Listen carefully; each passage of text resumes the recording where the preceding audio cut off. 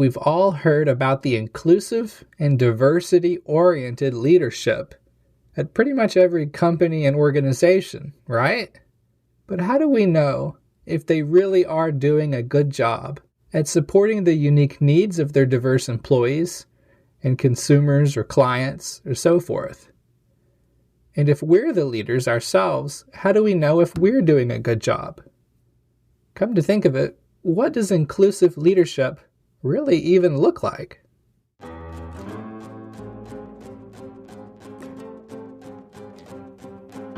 Hello there, this is Bradley, and you're listening to Psych Everywhere, a podcast by Psychi, the International Honor Society in Psychology. For this show, distinguished guests weigh in on applying psychological science to a diverse range of current events and to better your life. This episode was made possible through a special Psychi sponsorship with CSPP Alliant International University. To learn about graduate programs at CSPP, be sure to check out the link in the show notes for this episode. Returning to the show today is Dr. Patricia Denise Lopez, a professor of organizational psychology at Alliant International University. Dr. Lopez specializes in leadership, motivation, team effectiveness, and change management. She has published numerous articles and also co-authored the book, Lead, Motivate, Engage: How to Inspire Your Team to Win at Work, which was published in 2019 with Dr. Pearl Hilliard. As listeners of Dr. Lopez's earlier episode may recall, and I'll put a link to that one in the show notes, Dr. Lopez advocates for authentic leadership. Authentic leadership highlights positive psychological capacities and moral reasoning. It's being genuine and trustworthy as a leader.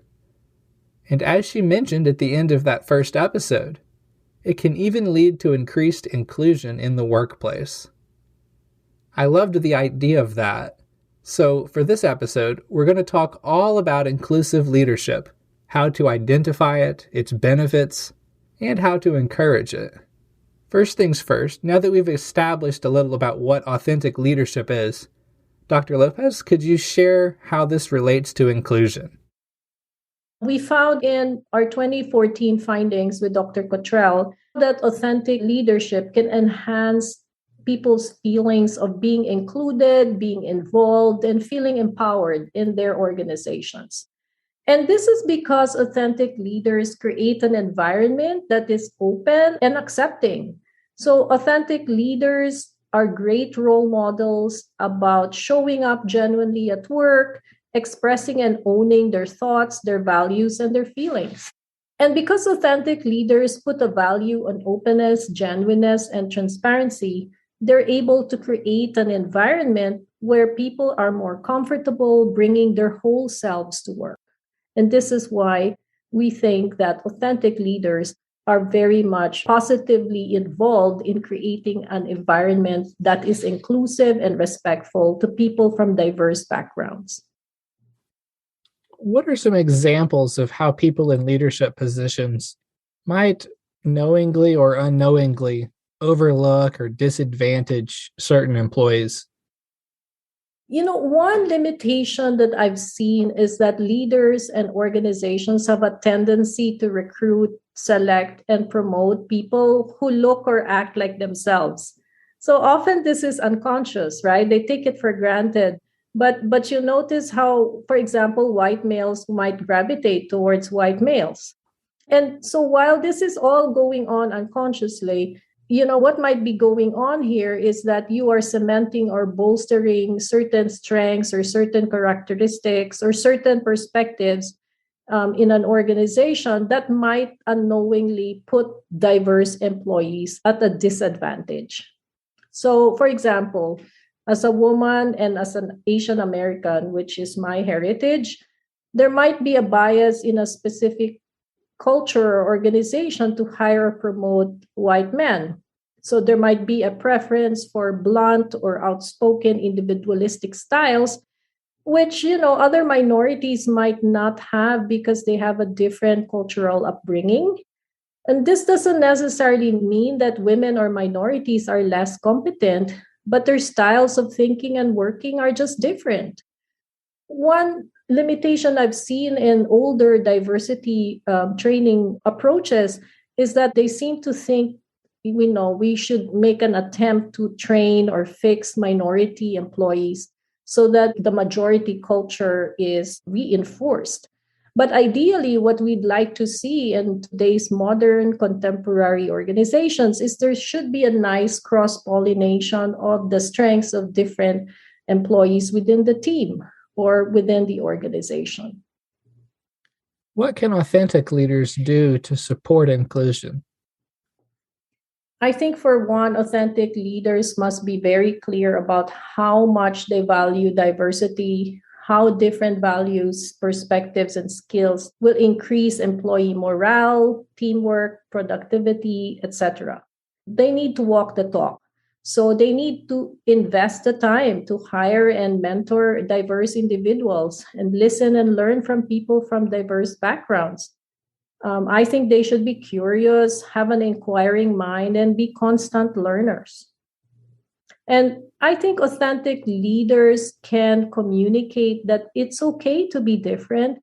It's okay to have conversations that push us, right? And it's not okay to be disrespectful to people. So being the first to call out disrespectful or aggressive behaviors towards other people, authentic leaders should be the first to call that out.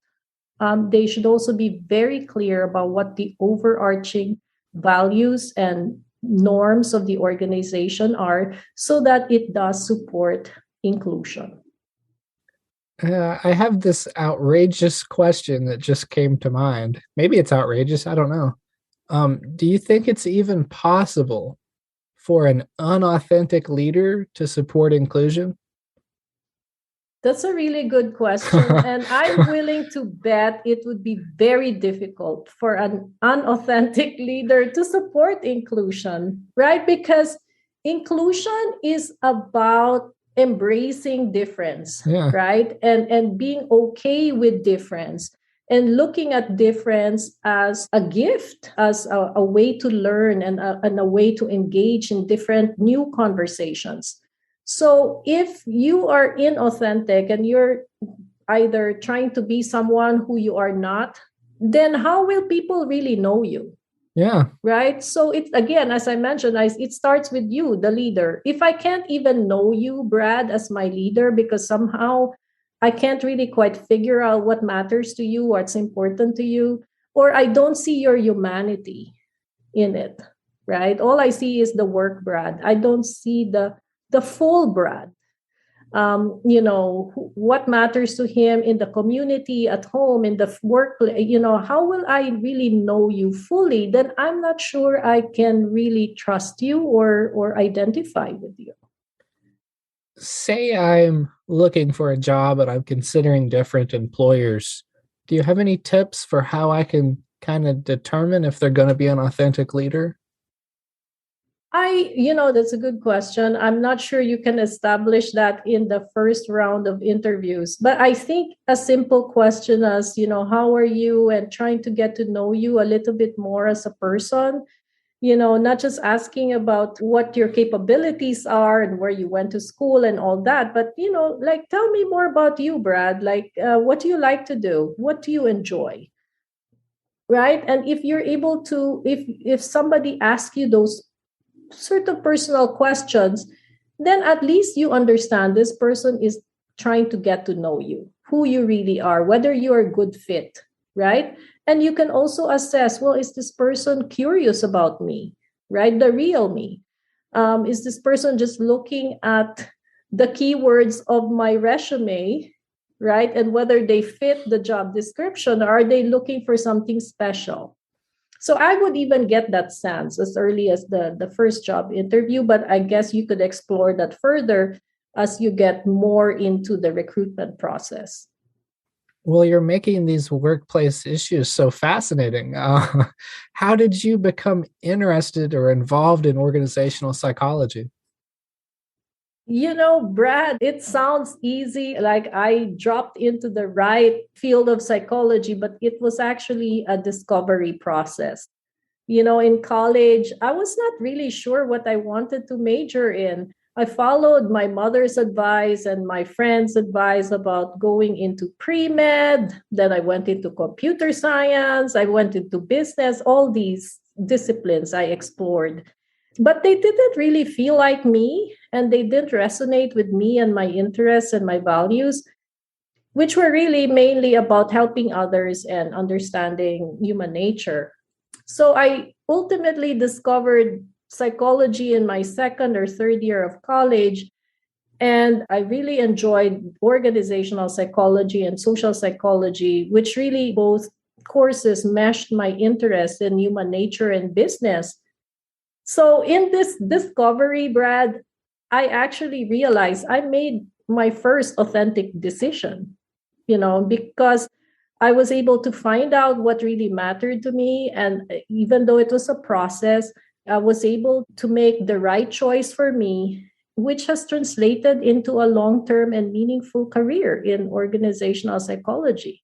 So, what I learned, and thank you for this question, by the way, what I learned through this process was that if you want to build a career, any career that's meaningful and sustainable over the long term, you have to find out what is really authentic to you and discover those fields, those topics that really ignite your interest. And if you're able to find that, you're going to be able to do way more with it than with fields that other people told you to pursue. Well, since you were talking about showing curiosity in people, I thought that would be a nice time to ask a bit about you. So what brought you to Alliant? What brought me to Alliant was, I was coming off a consulting career. So I was working as a consultant for a major survey organization, research organization, and my family had moved to Los Angeles. And so I quit my job and I moved here with my husband and kids. And I was looking for something that was a different career that had good work-life balance, but also allowed me to use my knowledge of organizational psychology. So I found Alliant International University, and what I really appreciated is their scholar practitioner approach. So they hire professors who are not just strong academically or research wise, but they actually place a lot of value in them continuing to practice their professions, whether they're therapists or, in my case, a consultant or business coach. They place a lot of value on that practical experience, because they believe that people with practical experience will be able to communicate that in the classroom and develop the new generation of scholar practitioners. So again, I really gravitate to that blend of scholar practitioner learning. And that's why I've been at Alliant for more than 15 years already. Okay. So I know you've worked with a lot of different organizations in the private sector and now academia. I wondered, have your views on leadership changed over the years? Yes and no, Brad. I think leadership is fundamentally all about influencing, motivating, and engaging people. And in the past, we were taught how to do that face to face. But now, and going into the future, we will need to use new and different tools to work effectively in a remote and global environment. So, we need to continue learning, right? Learning and adapting, getting to know and getting to feel comfortable with the new technological platforms, whether you're teaching or managing. And just being nimble and agile in adapting these new technologies. But fundamentally, in the end, it's all about influencing people.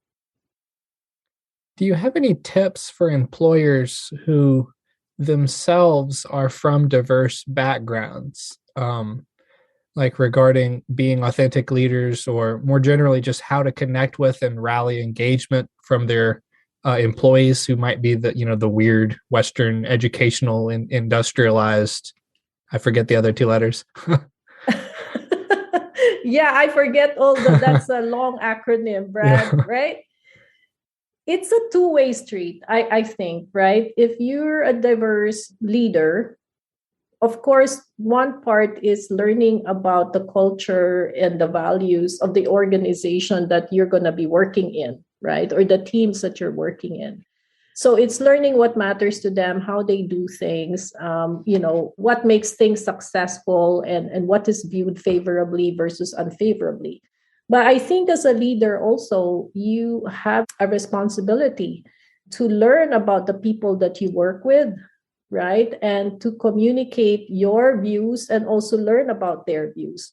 So it's a two-way street, learning what's important in the context of where you'll be working with, but also having them to view you and your unique skills and abilities, and getting them to appreciate what you bring to the workplace. And what about employees? Do you have any tips specifically for them? Finding mentors and finding allies is always important, right? So wherever I have worked, I've always found mentors who explain, what matters in this organization, open the door to new and challenging assignments, introduce you to the people who really matter and the people who make decisions, helping make you visible. I think that this is what good mentors can do for you. And this is even more critical for people of diverse backgrounds, right? Because oftentimes they need a stepping stone. It's not just getting into the organization, but actually finding your way within that organization and having people that, help you along the way. But of course, then it falls to us to give it back, right? And pay it back by helping the next generation. What if a diverse employee has unique needs that aren't being addressed correctly? What should they say or do, or should they feel comfortable saying anything? Or and again, I think back to having supportive allies, communicating those needs to your leader, your supervisor is very important. I think nowadays organizations are clear about the need to offer accommodations. And but not many leaders know what kinds of accommodations are possible. So it really requires the diverse person to speak out and find that leader who will or work through HR, who can actually open the door and provide those supports for them. I think this is my last question. And it seems like it should be obvious, but I guess I should ask it these days. Why should leaders take the time to support diverse employees? Like, in what ways does inclusion benefit the organization? I think that organizations will be richer and more effective if they're able to fully harness what each and every employee is able to bring to the organization. As I mentioned before, we are only able to utilize, let's say, half of what each employee is able to bring. Then we are not really maximizing their potential, nor are we maximizing the potential of organizations.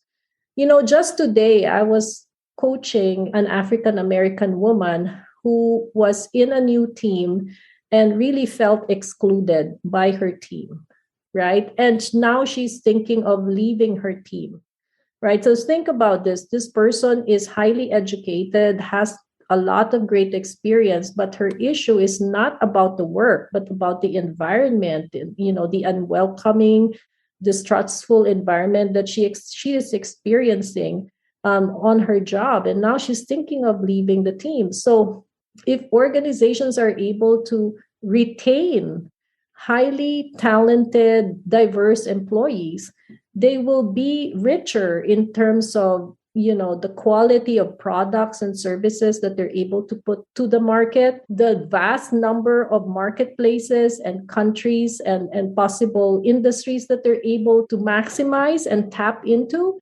There are a lot of business reasons, not just moral reasons, for why leaders should take the time to harness inclusion in their workplaces. Well, that's all I have. This was fantastic. Are there any questions that I might have missed or something we should have talked about that I didn't?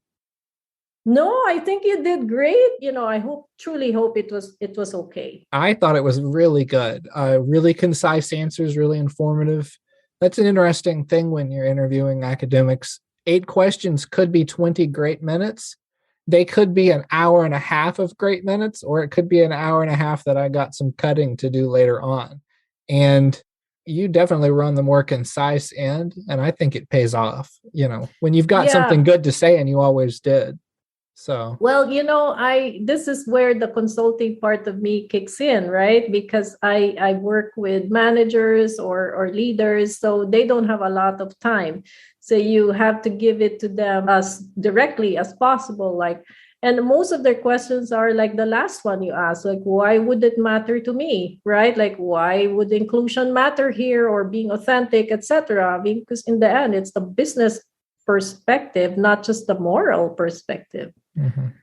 They actually ask that? That's interesting. No, but in the end, they will always say, what is the return on investment? Okay, that's how they word it. Okay, that makes more sense. Right. So if, for example, we engage in this diversity training or whatever you are, leadership training or diversity training, what is the return on investment for us? And you must be able to say that in a way that translates to the way they're thinking, right? So what matters to them is, obviously you're doing a great deed for the community and for society, but ultimately, are we going to get new clients? Are we going to get more profits, right? Are we going to be perceived as best in class in some category of business excellence? What is in it for us? So being able to translate that business case, as we say, to their language, it becomes very important.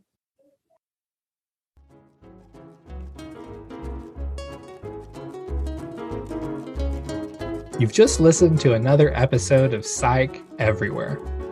Listeners, I hope you'll take what you've learned today and try applying it to become more authentic and inclusive leaders. This episode was made possible through a Psychi sponsorship with the Alliant International University California School of Professional Psychology. That's CSPP. Founded in 1969, CSPP was one of the nation's first independent schools of professional psychology. Today, CSPP continues its commitment to preparing the next generation of mental health professionals and advocates.